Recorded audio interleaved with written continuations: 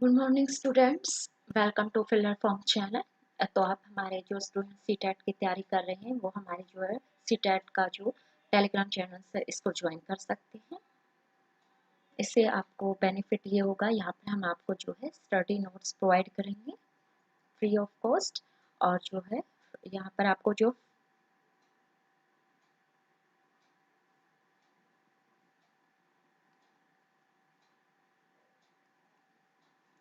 यहाँ पर जो है फुल कोर्स करवाया जाएगा, बिल्कुल फ्री में करवाया जाएगा। और जो है किस तरीके से क्वेश्चंस एग्जाम्स में पूछे जाते हैं वो भी साथ के साथ बताया जाता है। और पूरा फोकस होता है कंसेप्ट के ऊपर, क्योंकि कंसेप्ट के बेस पर भी बहुत सारे क्वेश्चंस एग्जाम्स में पूछे जाते हैं स्टूडेंट्स।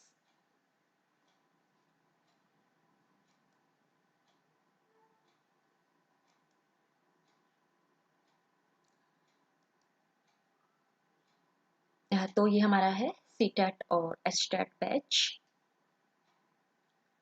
स्टूडेंट्स आप देख सकते हैं यहाँ पर जो है ये सीटेट का हमारा पूरा बैच है। एचटेट जो स्टूडेंट सीटेट और एचटेट की तैयारी कर रहे हैं तो ये उनके लिए है स्टूडेंट्स। और यहाँ आप जो देख सकते हैं टाइम टेबल नोट कर सकते हैं स्टूडेंट्स। यहाँ पर जो है पहली क्लास जो है सीटेट की यहाँ से शुरू होती है। सीटेट और एचटेट के लिए जो हमारी क्लास है वो सोशल स्टडीज़ जो पेपर सेकंड होता है सीटेट में, उसके ऊपर क्लासेस होती है। और 9 बजे इसकी टाइमिंग है। फिर आप देख सकते हैं 10 बजे जो होता है वो मैथ होता है और सर लेते हैं। और 1 बजे जो है इंग्लिश की क्लास होती है और 3 बजे सीडीपी की क्लास होती है और 10 बजे जो है रात के 10 बजे हिंदी की क्लास होती है और शाम के 6 बजे जो है ईवीएस की क्लासेस होती है। तो इस तरीके से हमारा जो फ्री क्लासेस आपको प्रोवाइड की जा रही है वो सीटेट के लिए और एचटेट के लिए। जो स्टूडेंट एचटेट में सोशल स्टडीज सब्जेक्ट के लिए तैयारी कर रहे हैं, ये इसमें लेवल 2 होता है एचटेट में। और जो यहाँ पर आप सीटेट में सोशल स्टडीज का पेपर सेकंड होता है उसके लिए जो क्लास है वो 9 बजे होती है, रेगुलर मंडे टू सैटरडे होती है। जो नए स्टूडेंट्स आए हैं वो रेगुलर रहे, क्योंकि हम इसमें आपको जो है कंसेप्ट के साथ साथ एमसीक्यू क्वेश्चंस की भी प्रैक्टिस करवा रहे हैं। आई होप आप सभी स्टूडेंट्स को समझ में आ गया होगा टाइम टेबल। अगर किसी को कोई प्रॉब्लम है तो चैट बॉक्स में लिख सकता है।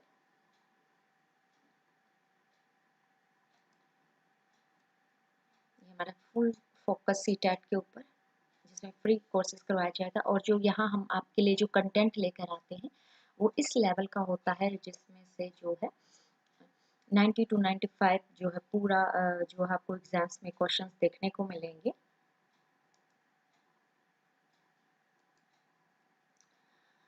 तो आज का जो हमारा एमसीक्यू क्वेश्चंस की प्रैक्टिस करवा रहे स्टूडेंट्स में, आप जितनी ज़्यादा एमसीक्यू क्वेश्चंस की प्रैक्टिस करेंगे उतना ही अच्छा आपके लिए भी होगा।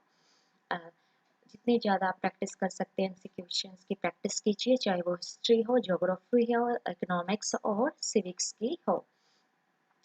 तो यहाँ पे जो एग्जाम्स में पूछे गए क्वेश्चंस है वही क्वेश्चंस मैं आपके लिए लेके आती हैं।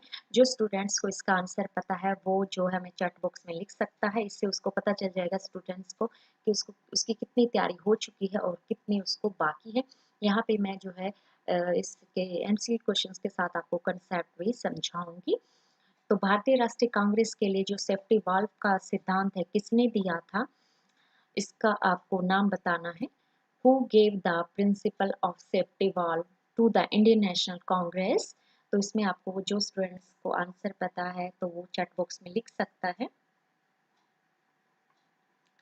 तो इसका जो राइट आंसर है, तो Lala Lajpat Rai gave the principle of safety valve to the Indian National Congress. तो लाला लाजपत राय और उन्होंने जो है भारतीय राष्ट्रीय कांग्रेस को जो है लॉर्ड डफरिन उस समय जो है भारत के वायसराय थे 1884 में, जब भारतीय राष्ट्रीय कांग्रेस की स्थापना जो है 1885 में होती है। तो लॉर्ड डफरिन के दिमाग की उपज कहते हैं। लाला लाजपत राय का मानना था कि उस समय जो आंदोलन हो रहे थे, मजदूर आंदोलन हुए, किसान आंदोलन हुए, 1857 का विद्रोह हुआ। तो इन विद्रोह से कहीं ना कहीं जो ईस्ट इंडिया कंपनी की सरकार थी वो डर गई थी और वो जो है इन विद्रोह को रोकना चाहती थी। तो सेफ्टी वाल्व का मतलब होता है कि जो विद्रोह की जो तूफान उठ रहे थे, इनको रोकने के लिए जो है भारतीय राष्ट्रीय कांग्रेस की स्थापना की थी। लाला लाजपत राय ने सबसे पहले जो है कांग्रेस के लिए सेफ्टी वॉल्व सिद्धांत किया था। उस समय जितने भी किसान, मजदूर, आदिवासी आंदोलन हो रहे थे, उन विद्रोह को रोकना था। एक आम जनता को एक ऐसा प्लेटफॉर्म देना था जो वो शांतिपूर्ण तरीके से जो है सरकार, ब्रिटिश सरकार को अपनी बात पहुंचा सके। तो इसलिए जो है लाला लाजपत राय जो लॉर्ड डफरिन को के दिमाग की उपज कहते हैं। तो ये था सेफ्टी वॉल सिद्धांत का मतलब, कि उस समय जो आंदोलन हो रहे थे उनको रोकने का मकसद ही जो था अंग्रेजों का।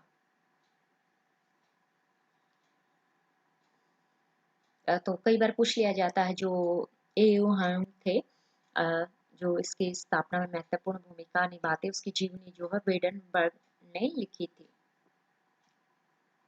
तो इस तरीके से मैं आपको बताती हूँ कि आपको जो है कंसेप्ट किस तरीके से पढ़ना है।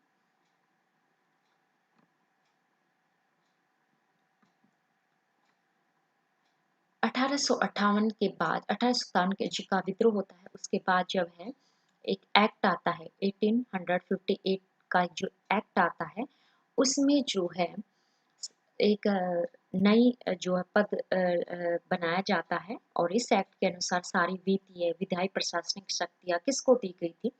तो इस तरीके से क्वेश्चन जो है एग्जाम से मैंने ये लिए, ये जो आप क्वेश्चन आप स्क्रीन पर देख रहे हैं, ये सभी क्वेश्चन जो है एग्जाम्स में, प्रीवियस ईयर्स एग्जाम्स में पूछे गए, तो मैं वो आपकी प्रैक्टिस करवा रही हूँ ताकि आप कंफ्यूज नहीं हो। साथ के साथ इसका जो है मैं आपको कंसेप्ट भी समझाते हुए चलूंगी।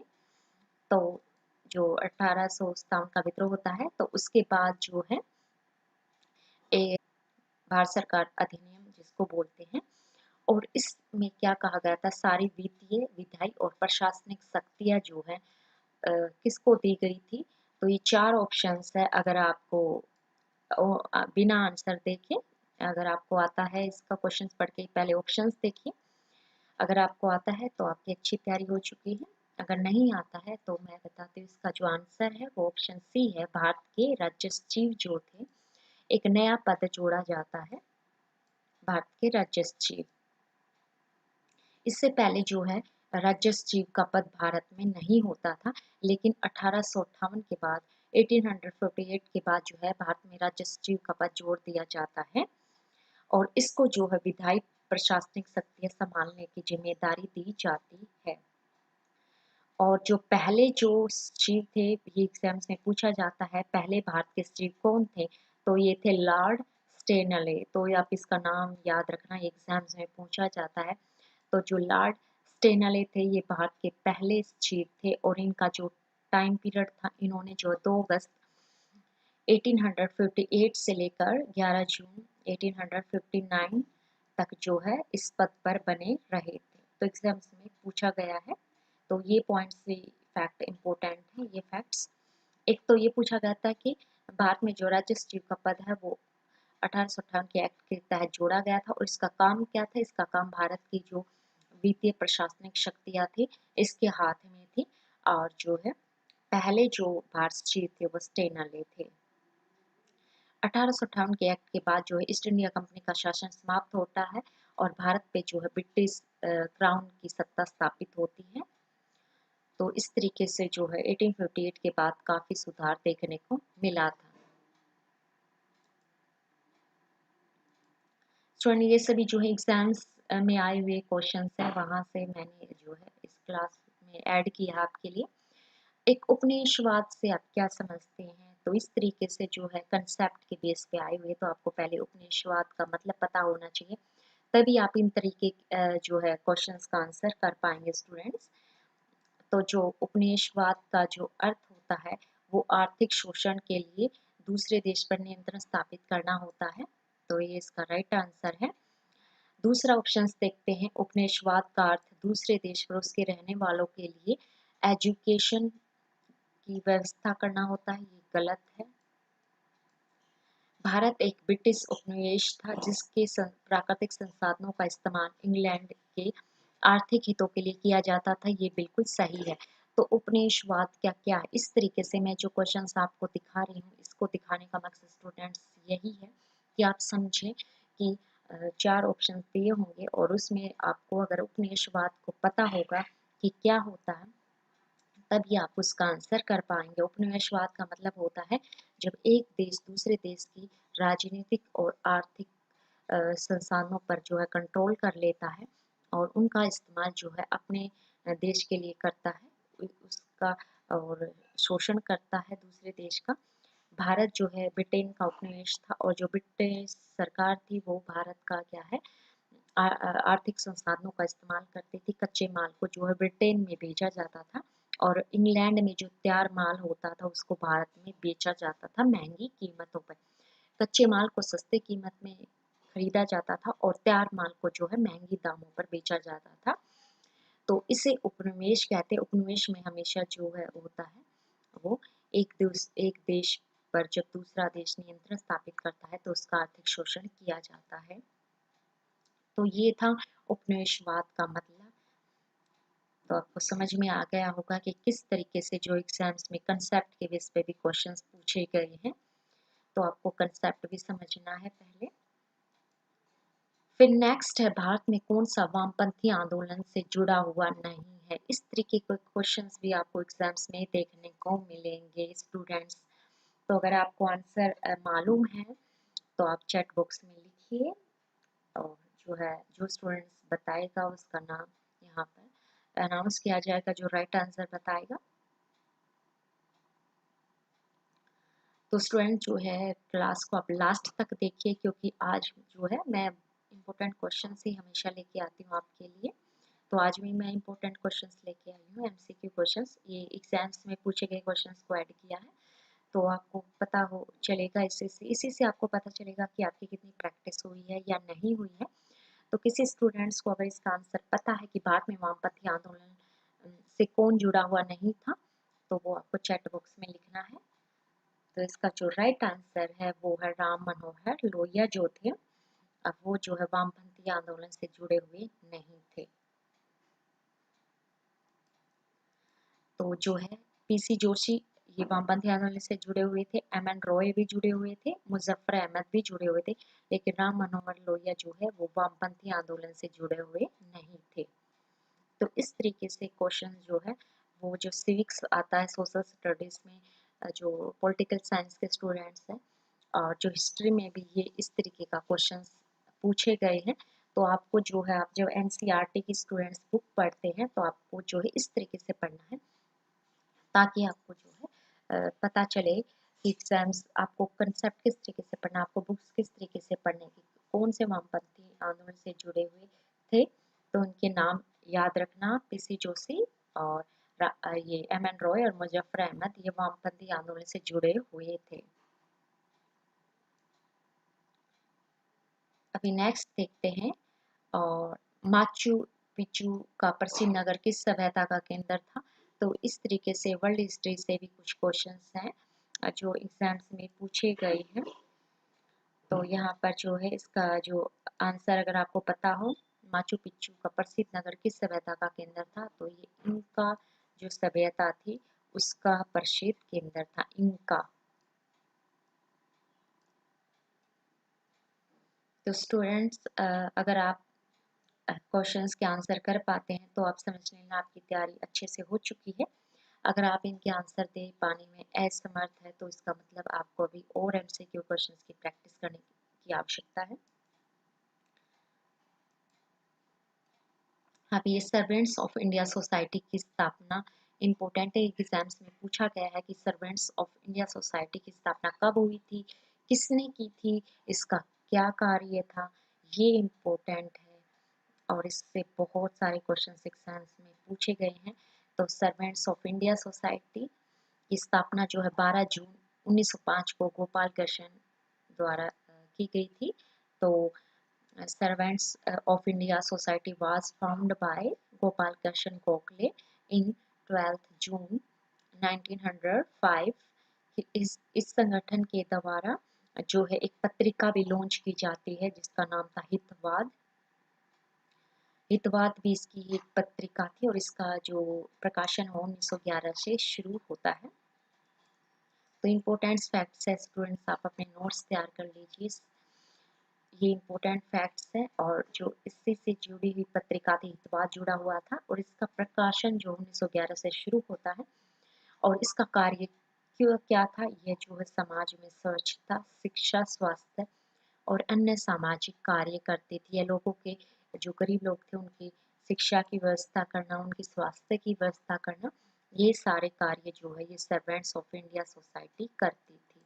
आज भी होता है ना, कुछ लोग सोसाइटी बनाते हैं और इस तरीके से वो जो है अपनी सोसाइटी के अंदर जो है स्वच्छता के और शिक्षा, स्वास्थ्य, इन सभी सामाजिक कार्य के लिए कार्य करती है। तो उसी टाइम पर 1905 में भी गोपाल कृष्ण गोखले ने इसकी स्थापना पुणे में की थी। तो ये फैक्ट याद करना, पुणे में इसकी स्थापना की थी। ये इम्पोर्टेंट सोसाइटी है। जो इम्पोर्टेंट क्वेश्चन है वही मैं यहाँ पर लेके आई हूँ। The Hitavada was published by Servant of Indian Society, and this society used to do cleanliness, education, health and other social work. अब जो जिसको सीमांत गांधी भी कहा जाता है, इस पर भी बहुत सारे, फ्रंटियर गांधी के ऊपर भी जो बहुत सारे क्वेश्चन एग्जाम्स में आते हैं। तो अब्दुल गफ्फार खान के ऊपर जो यहाँ पे आपको फैक्ट्स नजर आएंगे, आप इनको नोट्स कर लेना स्टूडेंट्स। मैं डिटेल में यहाँ आपके लिए लेके आई हूँ ताकि इसके ऊपर कोई भी क्वेश्चन आपका अधूरा न रहे। तो जो खान अब्दुल गफ्फार खान है, इसका जन्म 1890 में पश्तून में उत्तर पश्चिमी शहर उस्मानजई में हुआ था, जो आज यह जगह पाकिस्तान में है। उन्हें पहले बादशाह खान, जो उसके नाम थे, सभी नेताओं का राजा, ये एग्जाम में पूछे गए क्वेश्चन है कि बादशाह खान की उपाधि किसकी थी, सभी नेताओं का राजा किसका उपनाम था, तो ये अब्दुल गफ्फार खान का था। इन्होंने 1928 में पहली बार गांधी जी से मिलते हैं और भारतीय राष्ट्रीय कांग्रेस से जुड़ते हैं। ये मुस्लिम होते हुए भी जो है ये हिंदू मुस्लिम एकता के बहुत बड़े समर्थक थे। ये भारत विभाजन के खिलाफ थे। तो इसलिए इससे बहुत सारे क्वेश्चन एग्जाम्स में पूछे जाते हैं। इनकी जो टाइटल्स है, उपाधियां हैं, बादशाह खान, सभी नेताओं का राजा, और इन्होंने एक जो है संतृप्त धर्मनिरपेक्ष भारत का सपना देखते हैं, और ये चाहते थे कि हिंदू मुसलमान एक ही देश में एक साथ रहें। तो ब्रिटिश शासन के बाद जो है भारत का विभाजन न करने की मांग इन्होंने की थी, और इस समय था कि उसका दूसरा नाम दिया गया था। जब यह उत्तर पश्चिम सीमा में भारत पाकिस्तान विभाजन का विरोध करते हैं, उसके लिए एक आंदोलन की शुरुआत करते हैं, तो उन्हें जो फ्रंटियर गांधी का भी नाम दिया गया था। तो ये एग्जाम्स में कई तरीके से क्वेश्चंस पूछा जाता है, फ्रंटियर गांधी, और इसका अर्थ उत्तर पश्चिमी सीमा से जो गांधी है, क्योंकि इनका जन्म ही उत्तर पश्चिमी सीमा के शहर से हुआ था, और इन्होंने जो है फ्रंटियर गांधी का मतलब था उत्तर सीमा से जो गांधी है, इनको फ्रंटियर गांधी भी कहा जाता था। तो ये अब्दुल गफ्फार खान है स्टूडेंट्स, कि कौन जो है, एग्जाम से ये क्वेश्चंस पूछा भी गया कि उत्तर पश्चिमी सीमा से जो है कौन सा नेता था जो भारत पाकिस्तान विभाजन के खिलाफ होकर एक आंदोलन चलाता है ताकि वो एक साथ एक कंट्री में रहे। तो अब्दुल गफ्फार खान। तो इससे जो महत्वपूर्ण फैक्ट्स यहाँ पर स्टूडेंट्स आप नोट कर लेना, ये सभी फैक्ट्स एग्जाम्स में पूछे गए हैं। तो आप जो है अब्दुल गफ्फार खान एक महत्वपूर्ण पर्सनैलिटी है जिससे एग्जाम्स में क्वेश्चंस पूछे जाते हैं। तो इसी टेट के एग्जाम्स में जो है आपको इस तरीके के क्वेश्चंस पूछे गए हैं। अब है जो सब्सिडायरी अलायंस, जिसको हिंदी में सहायक गठबंधन भी कहते हैं, इसको स्वीकार करने वाले अंतिम मराठा प्रमुख कौन थे। तो जिस स्टूडेंट्स को आंसर आता है तो चैट बॉक्स में लिख सकते हैं। तो इसका आंसर जो है वो होलकर था। होलकर जो है अंतिम मराठा थे जिन्होंने सहायक गठबंधन को स्वीकार किया था। ये सभी क्वेश्चन एग्जाम्स में आए हुए हैं, वहीं से लिया है। तो स्टूडेंट्स इनको जो है आप नोट कर लीजिए। तो सहायक गठबंधन की जो शुरुआत है, इसकी शुरुआत जो है लॉर्ड वेलेस्ली करते हैं, और वे भारत के जो गवर्नर जनरल रहते हैं वो 1798 से लेकर 1805 तक जो है ब्रिटिश गवर्नर जनरल थे। और हैदराबाद की रियासत का नाम पूछा जाता है जिन्होंने सबसे पहले सहायक गठबंधन सब्सिडायरी अलायंस को स्वीकार किया था। और और इसके बाद जो है हैदराबाद ने जो 1799 में सबसे पहले जो है इस गठबंधन को, सैक गठबंधन को स्वीकार किया था। पेशवा ने 1802 में, सिंधिया ने 1804 में, गायकवाड़ ने 1805 में, इंदौर के भोसले ने 1806 में, होलकर ने जो है सबसे लास्ट में 1818 में सैक गठबंधन में शामिल हुआ था। सैक गठबंधन में ये होता था, जो ये रियासतें जब ब्रिटिश इंडिया के साथ ये गठबंधन करती थी, तो इसमें जो है इन रियासतों को जो ईस्ट इंडिया कंपनी थी वो एक सैनिक टुकड़ियाँ देती थी जो इनके दरबार में रहती थी, और उन सैनिक टुकड़ी का सारा खर्चा जो है इनको ही उठाना पड़ता था। और एक ब्रिटिश रेजिडेंट होता था जो इनके दरबार में रहता था, और वह इन सब की गतिविधियों पर जो निगरानी रखता था। तो इस तरीके से ये सैक गठबंधन जो है इन सभी के विदेशी मामलों को कंट्रोल करने लगा था। तो सैक गठबंधन ये था। तो आपको एक कंसेप्ट समझ में आ गया होगा किस तरीके से काम करता था सैक गठबंधन।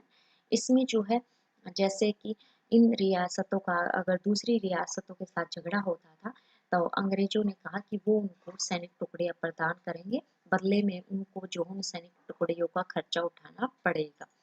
तो इस तरीके से ईस्ट इंडिया कंपनी जो है देसी रियासतों के खर्चे पर अपनी एक बहुत बड़ी विशाल सेना बना पाई, और उनका जो खर्चा है वो भी जो है देसी रियासतों के खजाने से ही जाता था। बाद में ईस्ट इंडिया कंपनी के किस अंग्रेज गवर्नर जनरल को औरंगजेब ने जो है निष्कासित किया था? तो ये क्वेश्चंस है बहुत ही इम्पोर्टेंट। तो सर जॉन जो चाइल्ड थे उसको जो है औरंगजेब जो है भारत से निष्कासित कर देते हैं। तो स्टूडेंट्स इसको नोट्स कर लेना, इस क्वेश्चंस को, ये आपको कहीं भी नहीं मिलेगा। तो सर जॉन चाइल्ड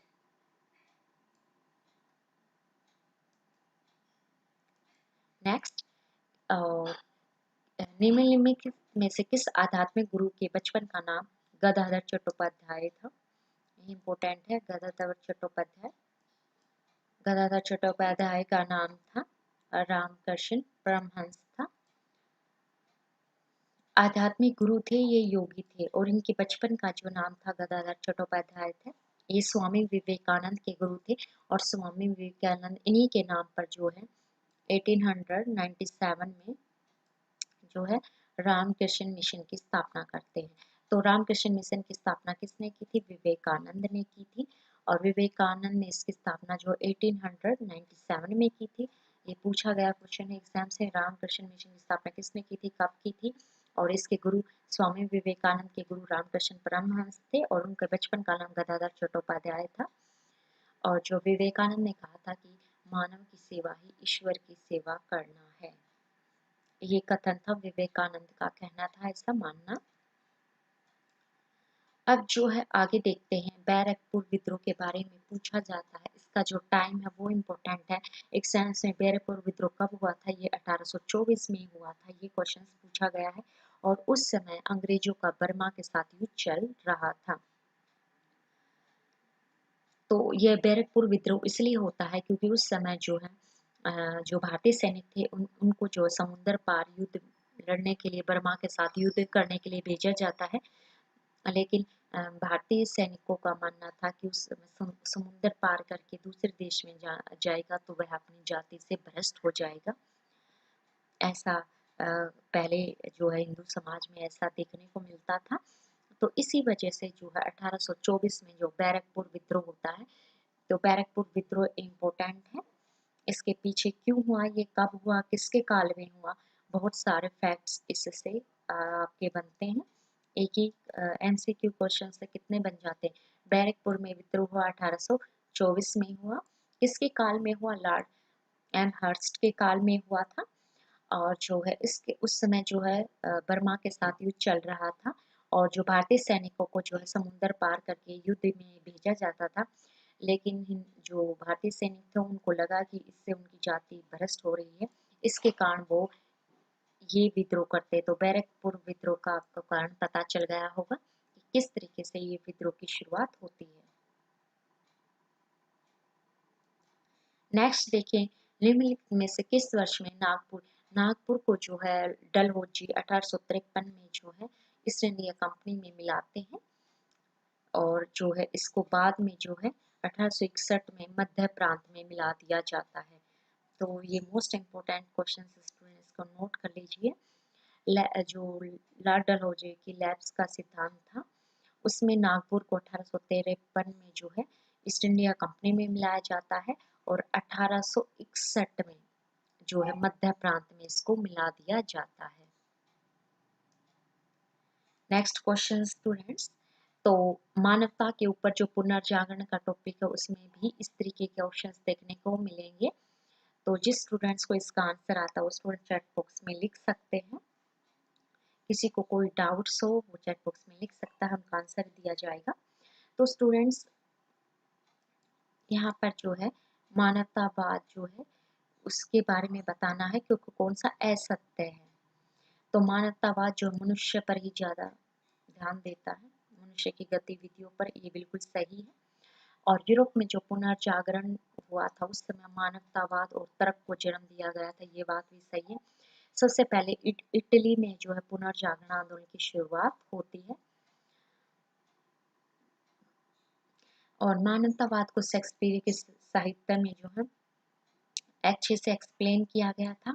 और मानवतावाद ने समाज से सभी प्रकार के शोषणों का अंत कर दिया, ऐसा नहीं था, ये सभी प्रकार के शोषण का अंत नहीं कर पाया था। तो असत्य कथन यही है। आपको कंसेप्ट समझ में आ गया होगा कि पुनर्जागरण में जो मानवतावाद की शुरुआत होती है उससे किस तरीके से कंसेप्ट के आधार पर इस तरीके से क्वेश्चंस पढ़ने हैं। तो आप जब एनसीईआरटी आप स्टूडेंट्स खुद से पढ़ रहे हैं, पहले 9th-10th की सोशल स्टडीज पढ़िए अच्छे से, पूरी ज्योग्राफी, इकोनॉमिक्स, हिस्ट्री, और फिर आप इस तरीके से कंसेप्ट पढ़िए अगर, और फिर उसके बाद एमसीक्यू क्वेश्चंस की प्रैक्टिस करिए। एमसीक्यू क्वेश्चंस की प्रैक्टिस करने का फ़ायदा ये होता है, आपको पता चलेगा एग्जामिनर किस तरीके से जो है कंसेप्ट से क्वेश्चंस को उठाता है। और फारसी समाज सुधारक था बहराम जी मालाबारी ने जो है किसके खिलाफ अपना एक अभियान चलाया था। तो ये 4 ऑप्शंस आपको देखने को मिलेंगे, ये आपको बताना है। तो जो इन्होंने जो बाल विवाह के विरुद्ध इन्होंने अभियान चलाया था, मालाबारी ने, बहराम जी मालाबारी ने, जो उस टाइम पे क्या होता था 8 से 12 साल की लड़कियों की शादी कर दी जाती थी। तो इन्होंने जो है बाल विवाह के विरुद्ध जो है एक नई आंदोलन की शुरुआत की थी। तो देखिए आपको इस तरीके से जब आप 18वीं शताब्दी में समाज सुधार आंदोलन की पढ़ते हैं तो उसमें ये भी पढ़िए कि किसने किसके खिलाफ आवाज़ उठाई थी। विधवा पुनर्विवाह से जो है ईश्वर चंद्र विद्यासागर जुड़े हुए थे, विधवा पुनर्विवाह से, और जो स्त्री प्रथा से है राजा राममोहन राय जुड़े हुए थे। तो इस तरीके से आपको जो है इनसे जो है क्वेश्चंस को करना है, इस तरीके से आपको पढ़ना है। नेक्स्ट है स्टूडेंट्स, ये आप कुछ ऑर्गेनाइजेशन देखते हैं, और एक ऑर्गेनाइजेशन है इंडिया हाउस, एक ऑर्गेनाइजेशन जिसकी स्थापना लंदन में 1905 में श्यामजी कृष्ण वर्मा द्वारा की गई थी।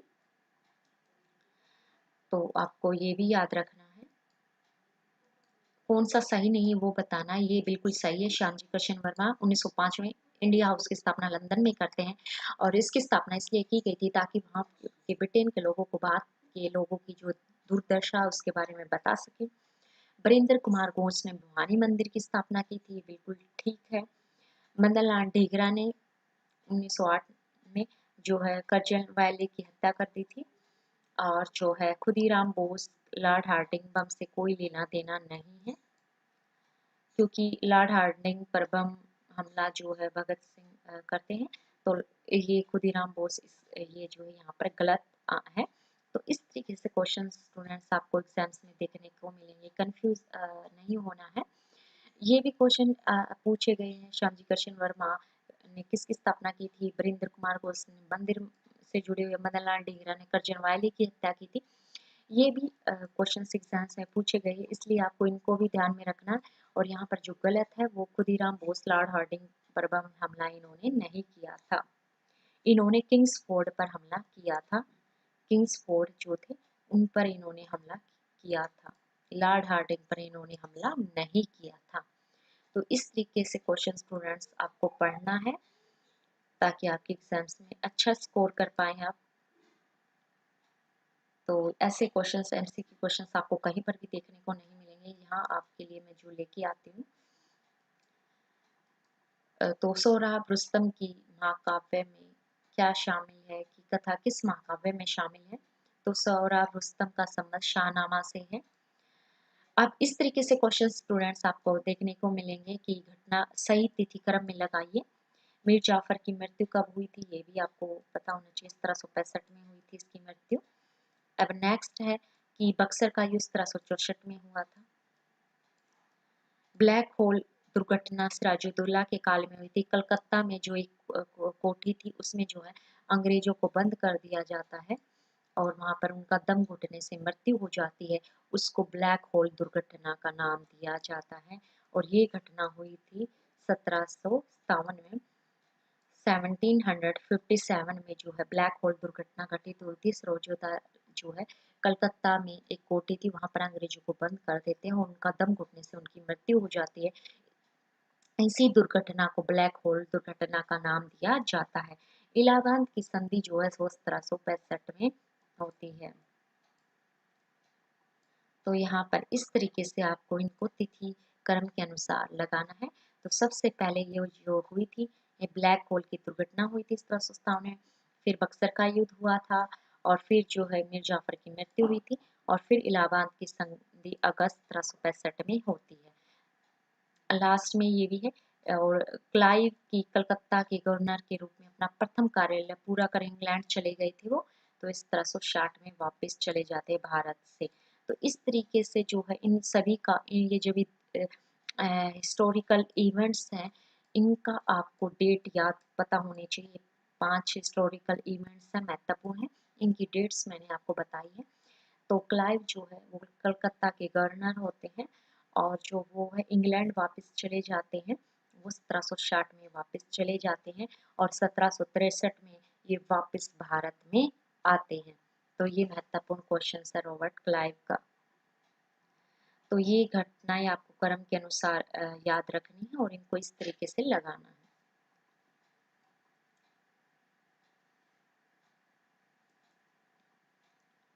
और जो नेक्स्ट क्वेश्चन है, कौन सा प्रथम मध्यकालीन शासक जिले इलाई क्या था, ये किसने जो है इसको धारण किया था? तो इस तरीके से क्वेश्चंस पूछे गए हैं। बलबन है, जिले इलाई का मतलब क्या होता है ये आपको पता होना चाहिए। ईश्वर की छाया कहते हैं। देवी सिद्धांत की शुरुआत बलबन ने की थी। मामलुक वंश से थे बलबन और मामलुक वंश से जुड़े हुए हैं बलबन और इन्होंने जिले इलाई की उपाधि धारण की थी। ईश्वर की छाया से कहते हैं और इस तरीके से ये अपने जो है विद्रोह को दबाने में कामयाब हो गए थे।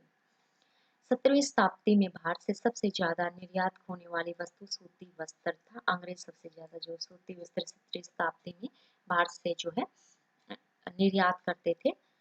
और ऋग्वेद में सबसे ज्यादा सामाजिक गतिशीलता का जो उदाहरण देते हैं कि समाज में ज्यादा उतार चढ़ाव आते थे, समाज में ज्यादा चेंजेस हो रहे थे, तो ये बताते हैं। एलूस इसके बारे में बताते हैं। ये क्वेश्चन स्टूडेंट्स आपको कहीं नहीं देखने को मिलेंगे, ये इम्पोर्टेंट है। इस तरीके से आपको हिस्ट्री को पढ़ना है कि 17वीं शताब्दी में भारत से सबसे ज्यादा निर्यात सूती वस्त्र किया जाता था और ऋग्वेद के रचनाकारों में से कौन सा सामाजिक गतिशीलता का एक उदाहरण है? तो सामाजिक गतिशीलता का जो उदाहरण है वो एलूश है।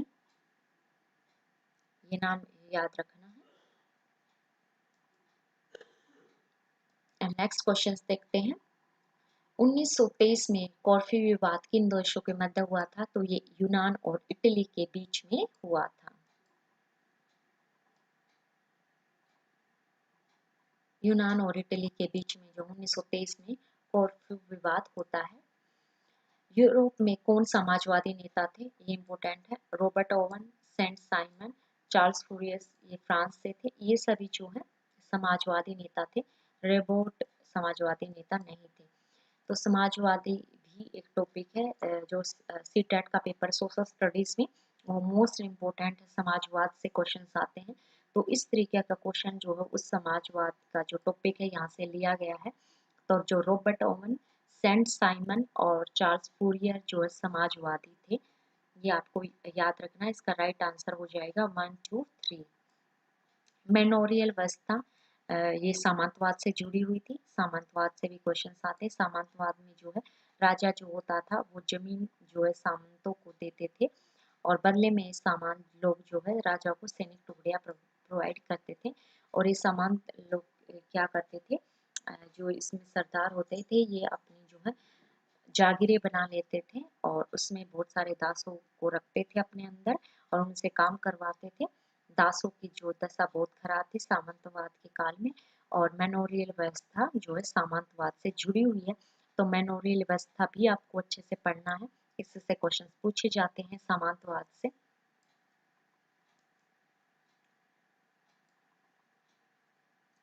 अब क्वेश्चन से आगे, कलकत्ता का जो विशेष अधिवेशन 1920 में होता है जिसमें अशोक आंदोलन पास किया जाता है, उसकी अध्यक्षता किसने की थी? स्टूडेंट्स, अगर आपको इसका आंसर पता है तो आप जो चैट बॉक्स में लिखिए, इससे आपको पता चलेगा आपकी तैयारी कितनी है। और जिन स्टूडेंट्स को नहीं पता है तो वो देखें कि इसका आंसर जो है लाला लाजपत राय है। लाला लाजपत राय जो है कलकत्ता अधिवेशन की अध्यक्षता 1920 में करते हैं जिसमें अशोक आंदोलन का प्रस्ताव पेश किया गया था। अब इस ये मैंने डिटेल में आपको पढ़ाया है भारत में एजुकेशन सिस्टम का किस प्रकार से डेवलपमेंट होती है। आप मेरी प्रीवियस क्लास को देखिए। हार्टोग जो समिति 1929 में इसकी स्थापना होती है और ये जो प्राथमिक शिक्षा पर जोर देती है लेकिन अनिवार्य होनी चाहिए, ये इस पर जोर नहीं देती है। तो हार्टोग समिति एजुकेशन से जुड़ी हुई है, पहले आपको पता होना चाहिए। जो हार्टोग समिति है ये एजुकेशन से जुड़ी हुई, इसकी स्थापना 1929 में होती है और ये कहती है कि प्राथमिक शिक्षा अनिवार्य तो होनी चाहिए लेकिन निःशुल्क नहीं होनी चाहिए, फ्री में नहीं होनी चाहिए। हंटर शिक्षा आयोग की स्थापना 1882 में होती है। 1882 उस समय जो है रिपन रिपन जो है भारत के वायसराय थे। और वुड डिस्पैच इसकी स्थापना 1854 में होती है, तो आपका इनका डेट पता होना चाहिए। सैंडलर आयोग जो है यूनिवर्सिटी से जुड़ा हुआ था। ये कलकत्ता यूनिवर्सिटी में एजुकेशन सिस्टम की दुर्दशा पर जो है उसकी जांच करने आया था और ये 1917 में आया था। तो ये मैंने स्टूडेंट डिटेल में आपको इन सभी जो ये आयोग है, क्योंकि आप एजुकेशन से जुड़े हुए हैं तो मैंने इसलिए एक क्लास इसके ऊपर पूरी इन्हीं आयोग के ऊपर लिए कि इनका ये क्यों आए थे भारत में और इनका मकसद क्या था। तो आप मेरी वो क्लास को जाके डिटेल में स्टूडेंट्स देख सकते हैं। तो आपको इनकी डेट याद रखनी। हार्टोग की स्थापना जो है 1929 में होती है। हंटर शिक्षा आयोग की स्थापना जो है 1882 में होती है। और ये जो वुड्स डिस्पैच है 1854 में भारत में आता है। और सैंडलर जो आयोग था ये 1917 में आता है। तो ये डेट आपको याद रखनी, तभी आप इसका जो है उचित क्रमानुसार लगा पाएंगे। अगर आपको इनको नहीं पता है इनके बारे में तो आप मेरी प्रीवियस क्लास में जाके देखिए, मैंने बहुत अच्छे से इनको डिटेल में आपको समझाया है। यहाँ पर मैं सिर्फ अब एमसीक्यू क्वेश्चंस की प्रैक्टिस करवा रही हूँ। हिस्ट्री का मैं पूरा मोस्टली करवा चुकी हूँ सिलेबस, तो इसलिए मैं यहाँ आप उनके एमसीक्यू क्वेश्चंस की प्रैक्टिस करवा रही हूँ। हिस्ट्री का जो जो स्टूडेंट पीजीटी हिस्ट्री की तैयारी कर रहे हैं और सोशल स्टडीज में हिस्ट्री आती है तो वो मेरे प्रीवियस क्लासेस से जो है उनका हर एक टॉपिक कवर हो जाएगा, वो देखिए मेरे प्रीवियस क्लास को जाके। भारत की पंचवर्षीय योजनाओं का रचनाकार किसे माना जाता है? मोस्ट इम्पोर्टेंट क्वेश्चन ये अक्सर पूछ लिया जाता है और इससे जुड़े हुए थे पीसी महालनोबिस। महालनोबिस जुड़े हुए हैं, इन्हें जो है पंचवर्षीय योजनाओं का रचनाकार माना जाता है, पीसी महालनोबिस। और दिनते पंचवर्षीय योजना को जो है पीसी महालनोबिस के नाम से ही जाना गया है। अब आर्थिक निष्कासन का सिद्धांत के बारे में। आर्थिक निष्कासन का अर्थ था जो भारतीय पैसा था, धन दौलत, वो इंग्लैंड जा रही थी। पूंजी का निष्कासन जो भारत से जो है भारत में जो अंग्रेज अधिकारी काम कर रहे थे उनको वेतन पेंशन के रूप में जो भारत का जो चांदी सोना पैसा था वो इंग्लैंड जा रहा था, उसको आर्थिक निष्कासन कहा जाता है। तो पहले आपको पता होना चाहिए आर्थिक निष्कासन का मतलब क्या होता है। भारत की जो धन दौलत थी वो ब्रिटेन में जा रही थी, तो ये 2 पॉइंट बिल्कुल सही है। तीसरा है दादा भाई नौरोजी ने जो है आर्थिक निष्कासन का सिद्धांत ब्रिटिश संसद में प्रस्तुत नहीं किया था, ये गलत है। इन्होंने जो है आर्थिक सिद्धांत का जो है प्रस्तुत किया था भारत में, और इन्होंने ही दादा भाई नौरोजी ने सबसे पहले बताया था कि भारत की जो धन दौलत है वो किस तरीके से जो है ब्रिटेन में जा रही है। इसे ही आर्थिक निष्कासन का सिद्धांत कहते हैं। भारत में जो है औपनिवेशिक शोषण का खुलासा कर दिया था, तो ये पॉइंट ठीक है सभी, लेकिन ये सही नहीं है। इस सिद्धांत को ब्रिटिश संसद में प्रस्तुत नहीं किया गया था। यूरोप का 30 वर्षीय युद्ध महत्वपूर्ण है। ये 30 वर्षीय युद्ध 1618 से लेकर 1648 तक चलता रहा था। 1618 से 1648 तक 30 वर्षीय युद्ध यूरोप में चलता रहा था। जापान से मध्यकालीन जापान में देम्यो थे। ये इस तरीके से टर्म्स एग्जाम्स में स्टूडेंट्स पूछी जाती है। तो जो देम्यो थे ये क्षेत्रीय सामंत होते थे। फुतुह सलातीन किसने लिखी थी? ये इसामी ने लिखी थी। प्राचीन रोम में शासन करने वाली संस्था सीनेट कहलाती थी। रोम से रिलेटेड क्वेश्चंस हैं। और बम्बई मिल हैंड्स एसोसिएशन की स्थापना जो प्रथम ट्रेड यूनियन थी, इसके संस्थापक थे। ये भी एग्जाम्स में पूछा गया क्वेश्चन है। तो बम्बई मिल हैंड्स एसोसिएशन ये ट्रेड यूनियन थी, और इसकी स्थापना जो है एनएम लोखंडे करते हैं। तो ये इम्पोर्टेंट है, एनएम लोखंडे, याद नोट कर लेना स्टूडेंट, आपने नोट्स तैयार कर लेना, ये इसका राइट आंसर है। सेकंड, और ईस्ट इंडिया कंपनी ने भारतीय व्यापार पर अपना एकाधिकार को पूरी तरह से खो दिया था। ये खोया था 1833 के एक्ट में। 1833 के एक्ट में जो है 1833 से पहले जो है सिर्फ ईस्ट इंडिया कंपनी ब्रिटेन से भारत आई थी और उसी को भारत के साथ व्यापार करने का अधिकार था। लेकिन 1833 में जो है इससे वह अधिकार छीन लिया गया। अब जो ब्रिटेन के जो बड़े बड़े पूंजीपति थे उनको जो है भारत में निवेश करने का अधिकार दिया गया, और यही कारण था 1853 के बाद जो है ब्रिटेन के जो बड़े बड़े पूंजीपति थे वो भारत में रेलवे में जो है इन्वेस्ट करते हैं, और इस कारण भारत में रेलवे का विकास होता है। तो देखिए किस तरीके से आपको टॉपिक को समझना चाहिए। 1833 में जो है ईस्ट इंडिया कंपनी को भारतीय व्यापार पर एकाधिकार समाप्त हो जाता है, और इसके बाद जो ब्रिटेन की अन्य व्यापारिक कंपनियां थी उनको भी भारत में आकर व्यापार करने का अधिकार दिया जाता है, और जो पूंजीपति थे उनको भी भारत में निवेश करने का अधिकार दिया जाता है। और यही कारण था 1853 के बाद सबसे ज्यादा भारत में जो ब्रिटिश पूंजी लगी वो रेलवे में लगी थी।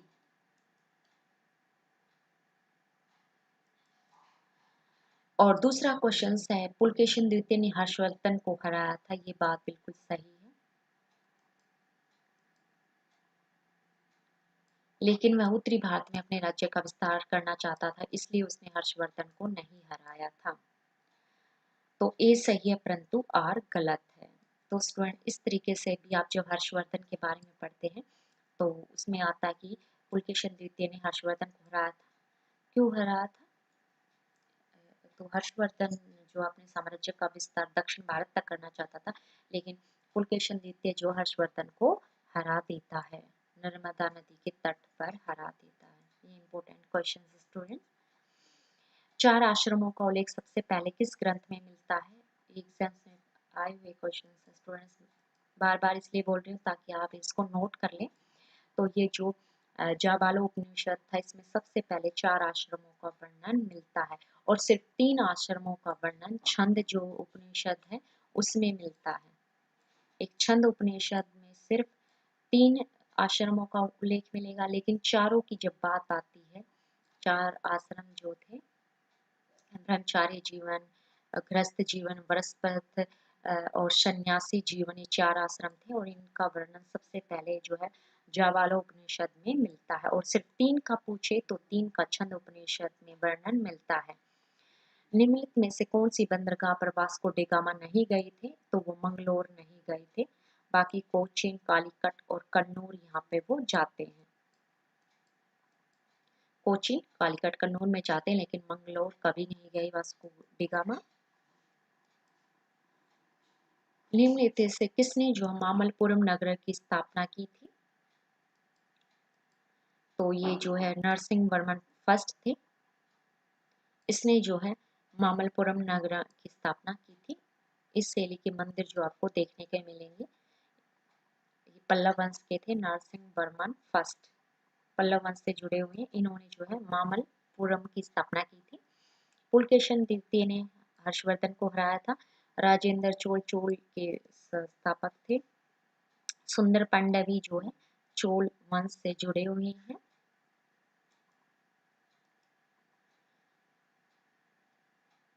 और महाजनपद और उनकी राजधानियों से भी क्वेश्चन पूछे जाते हैं स्टूडेंट्स। तो वत्स की कौशाम्बी थी राजधानी, अवंती की महिष्मती, अस्मक की राजधानी ये नहीं थी, इसकी राजधानी थी पोर्टल। पोर्टल जो है इसकी राजधानी थी पोर्टल। पोर्टल। पांचाल की जो राजधानी वो काम्पिल्य थी ये, लेकिन जो अस्मक की राजधानी राजपुरा नहीं थी, तो यहाँ पर ये आंसर गलत है। अस्मक की राजधानी पोर्टल थी। तो इस तरीके से महाजनपद और उनकी राजधानी के बारे में एग्जाम्स में क्वेश्चन पूछा जाता है। 16 महाजनपद थे, उन सभी की आप एक बार देख लोगे। अंग की राजधानी चंपा थी, तो बहुत आसान है। मगध की राजधानी जो है राजगृह थी। इस तरीके से जो है आप एक बार उनको 2 बार पढ़ोगे तो आपको हर एक महाजनपद की राजधानियों के नाम याद हो जाएंगे। कायथापुरा स्थल किस नदी पर है? तो ये छोटी काली सिंधी नदी पर स्थित है। तो देखिए किस तरीके से क्वेश्चन एग्जामिनर पूछता है, कायथापुरा स्थल कहाँ स्थित है? तो ये छोटी काली सिंध नदी पर स्थित है। मुगल प्रशासन में टर्म्स है जो अक्सर एग्जाम्स में पूछी जाते हैं स्टूडेंट्स, तो आप इनको याद रखना।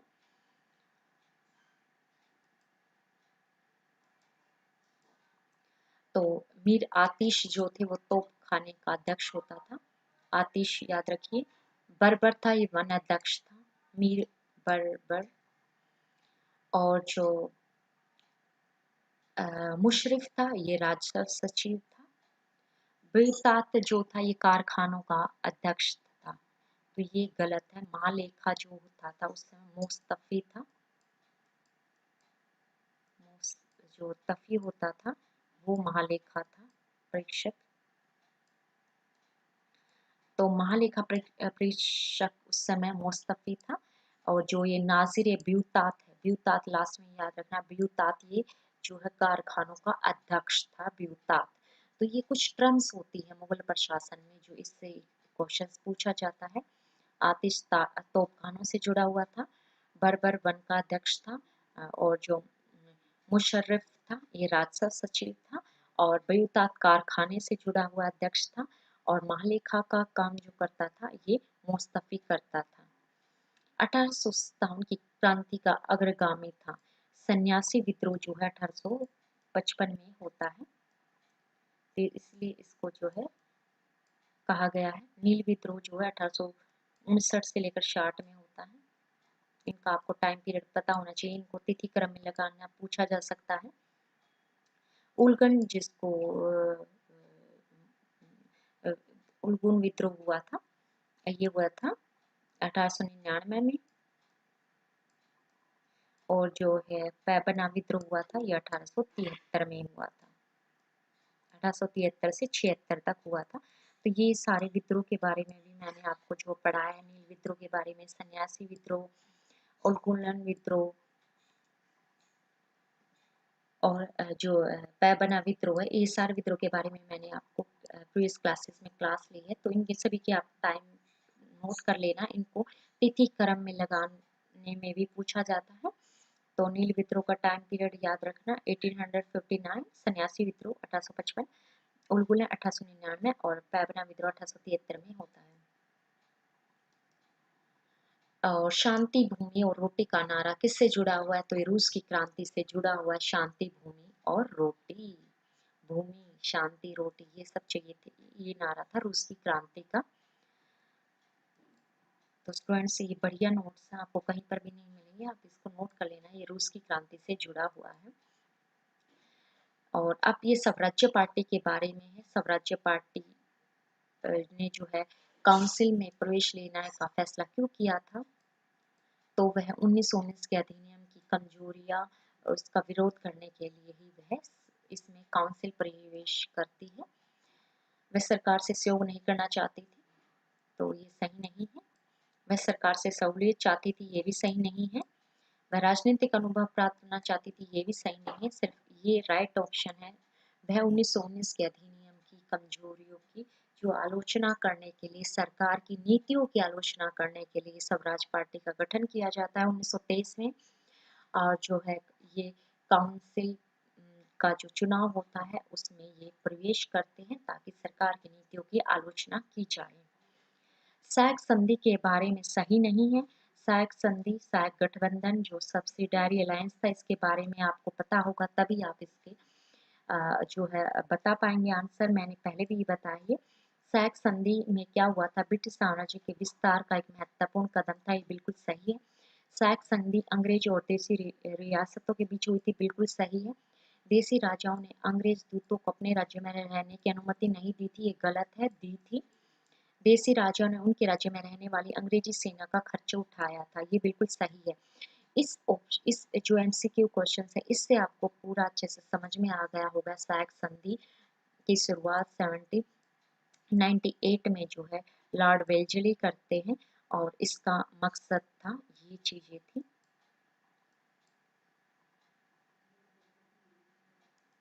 नेक्स्ट देखिए, तो इस तरीके से जो important questions previous year exams में हिस्ट्री के पूछे गए हैं स्टूडेंट्स, वो मैं आपको बताया, समझाया कि किस तरीके से पूछे गए हैं। आप कहीं पर भी हिस्ट्री के एमसीक्यू क्वेश्चन मिलते हैं, कहीं पर भी किसी भी बुक में, तो आप हर एक एमसीक्यू क्वेश्चन की प्रैक्टिस कीजिए। जितनी ज़्यादा प्रैक्टिस आप एमसीक्यू क्वेश्चन की प्रैक्टिस करेंगे, 4 ऑप्शन देखेंगे, तो इससे आपका एग्जाम्स क्लियर करने में बहुत ही आसानी हो जाएगी स्टूडेंट।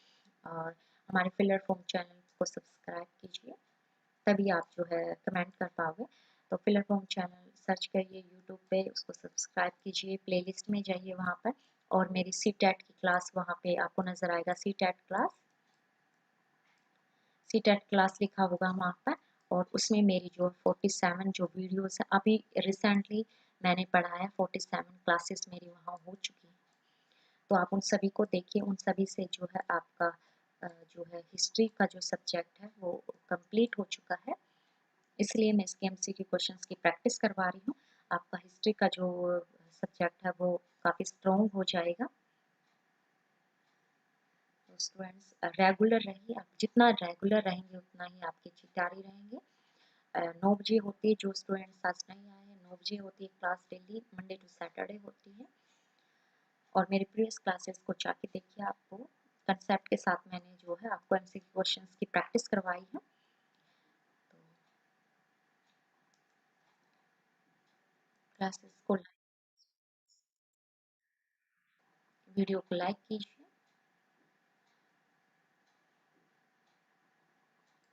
थैंक यू स्टूडेंट्स, और कल मिलते हैं सेम टाइम 9 बजे एक नए एमसीक्यू क्वेश्चंस के सेट के